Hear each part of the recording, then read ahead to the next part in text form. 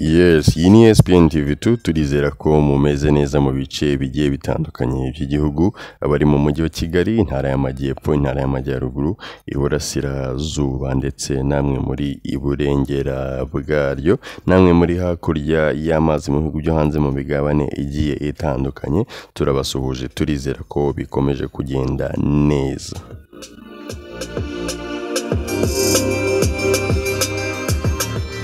Yes, ESPN TV2 rero we are back. Tubagaruriye cya gice mukunda muri benshi cyamenya nibi. Uyu munsi nta wundi tugiye kuganiraho uretse umugabo w'icyamamare cyane. Uwo nta wundi yitwa Tupac Amaru Shakur cyangwa se umwite aka Machiavelli. Yes, ntuze gucikwa rero ngiye tugiye kubana muri iyi minota ni Oze Blaze nk'ibisanzwe nakubwira nti don't miss.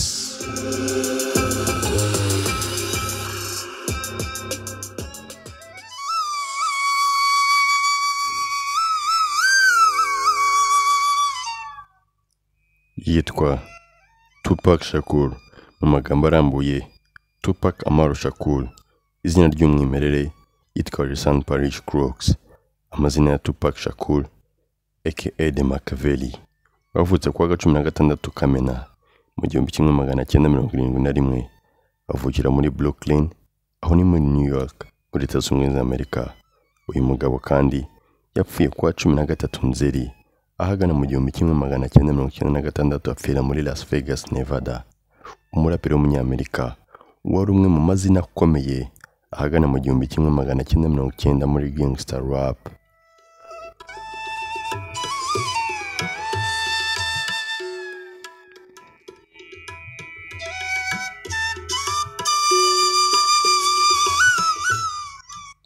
Lisan Crooks cyangwa se Tupac Amaru Shakur yabyawe na Afeni Shakur, umwe mu bari bagize ishyaka rya Black Panther, maze amwita Tupac Amaru Shakur. Nyuma y'impinduramatwara ya Peruvia, Tupac Amaru yari afite umwaka umwe. Yabayeho mu bwana bwe mu rugendo rwe ndetse n'umuryango we. Mu 1986 bagiye gutura muri Baltimore muri leta ya Maryland, aho Shakur yigiye mu ishuri rikuru rya Baltimore ry'ubuhanzi. Icyo gihe kandi yigaragaje nk'umunyeshuri mwiza, haba mu guhanga, mu myigire isanzwe, ariko ndetse umuryango we icyo gihe waje kwimukira mu mujyi wa Marin, aho ni muri California, mbere y'uko arangiza amashuri. Ngaha aho Shakur yigiye mu mihanda ndetse kandi atangira kwinjira mu gucuruza ibiyobyabwenge no kwishora mu mico y'udutsiko dutandukanye. Umunsi umwe uzatanga ibikoresho by'amagambo yakoreshwaga cyane mu njyana ya rap.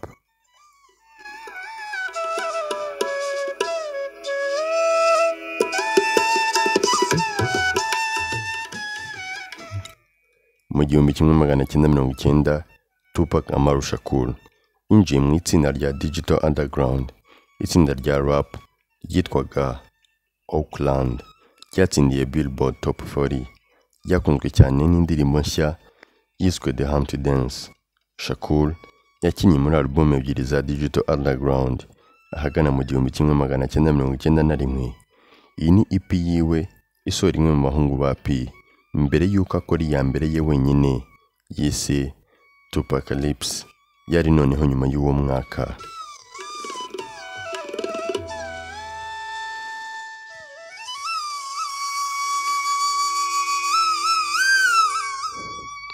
Nyuma ya Tupacalypse noneho habaye itandukaniro rikomeye ry'ijwi ry'imbyino y'umuziki wa Digital Underground, ndetse kandi amajwi n'ibirimo byari byegeranye cyane cyane n'ibikorwa by'abahanzi ba rubanda ndetse n'abaraperi ba gangster bo mu burengerazuba bwa West Coast. Kubura indirimbo isobanutse kuri album yabo byagabanyijwe gukinwa kuri radio, ariko kandi byagurishijwe neza cyane cyane nyuma ya Vice Perezida wa Amerika Dan Quayle yanenze indirimbo yo yitwaga Inkuru ya Soldier. Ntabwo ari Soldier ahubwo ni Soldier. Mu gihe cyo kwiyamamaza kwa perezida ahagana mu 1992, muri uwo mwaka kandi Amaru Shakur yinjiye ku rutonde rw'abahanzi b'abaraperi bahindutse abakinnyi ba filime nka Ice Cube, Ice-T, ubwo yashyirwaga mu mashusho yerekana umutobe wa Juice, ikinamico y'ibyaha byo mu mujyi. Umwaka ukurikira kandi Omar Shakur yagaragaye mu butabera bwa Poetic aho ateganya na Janet Jackson, maze asohora alubumu ye ya kabiri, icyo gihe yitwaga Strictly for My Niggas.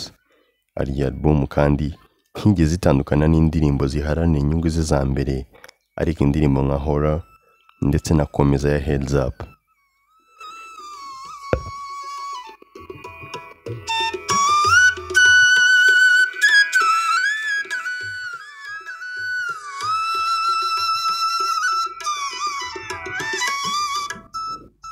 Hamwe no kwamamara ndetse no gukomeza gutsinda, byageze aho bikurikiranwa cyane n'ubuzima bwa Omar Shakur muri Gangsta.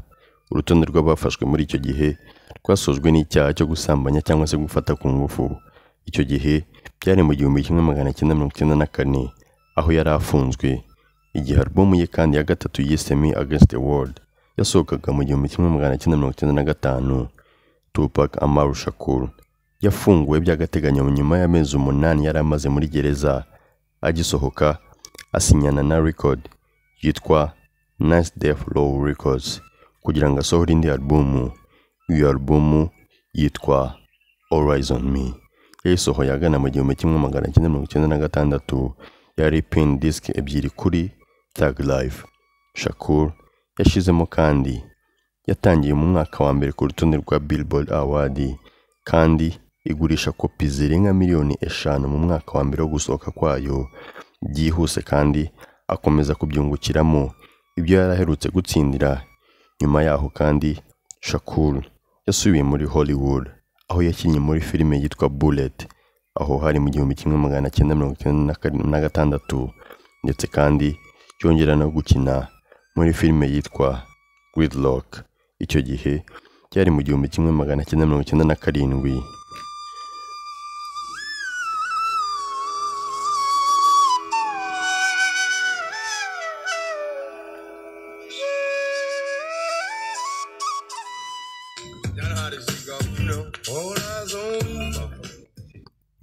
Ku mugoroba wo kuwa 7 Nzeri mu 1996, itariki itazibagirana mu mateka y'isi, cyane cyane mu bakunzi b'injyana ya hip hop ndetse n'abandi bakundaga uyu musore Tupac Amaru Shakur, ubwo yavaga muri leta ya Las Vegas aho yari aherutse kwitabira ibirori byo guhatana ibihembo byari birimo Mike Tyson, ubwo icyo gihe haraswaga n'uwamuteye.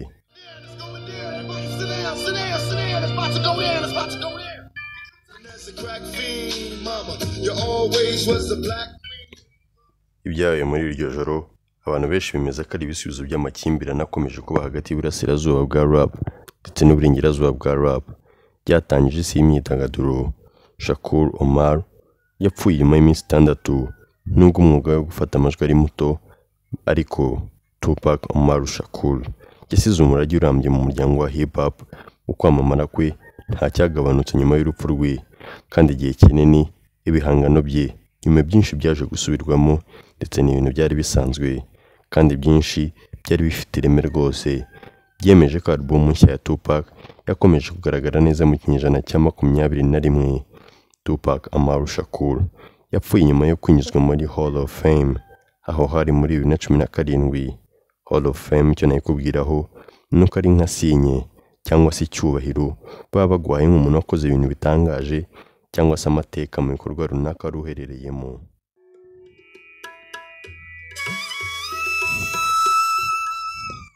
Uyu munsi nimera nkubwira amwe mu magambo yavuzwe na Tupac Amaru Shakur. Ni ijambo rya mbere yavuze nuko yagize ati reality cyangwa se ngo ukuri kurabeshya, ariko inzozi ni za nyazo, cyangwa se inzozi nizo kuri. Mu yandi magambo yaravuze ngo ukuri kwa none ntabwo ariko kuri, ariko kuri ubona mu nzozi niko kuri kwa nyako. Iri ni ijambo Tupac Amaru Shakur yavuze. Yagize ati even a genius ask questions, cyangwa se muri Kinyarwanda yaravuze ngo n'umunyabwenge ajya abaza ibibazo. Iri ni ijambo rya gatatu uyu mugabo nakubwira yavuze. Yagize ati mama wanjye yarambwiye ngo niba utashaka icyo uberaho, noneho ugenda ushakisha icyo uzapfira. Tupac Umar Shakur yaravuze ngo ntabwo nibona nk'umuntu w'igitangaza cyangwa se uzahinduka igitangaza, ahubwo nibona nk'umuntu ugira inshingano nyinshi kurutaho. Tupac Umar Shakur kandi yongeye kugira ati ibyo abantu bakora bishakisha cyangwa nabo ubwabo baribuza ahubwo bakishakisha ubwabo ngo nizo mbaraga za nyazo z'ubusazi. Aya magambo yavuze uyu munsi wa none ushobora kuyakoresha ukabona umuntu yapostinze kuri stati akavuga ngo kuri kwa nyako si ukuri, ariko inzozi z'ukuri niko kuri. Aya magambo uyandika, uyakoresha, uyavuga, ujye umenya ko yavuzwe n'uyu mugabo Tupac Umar Shakur.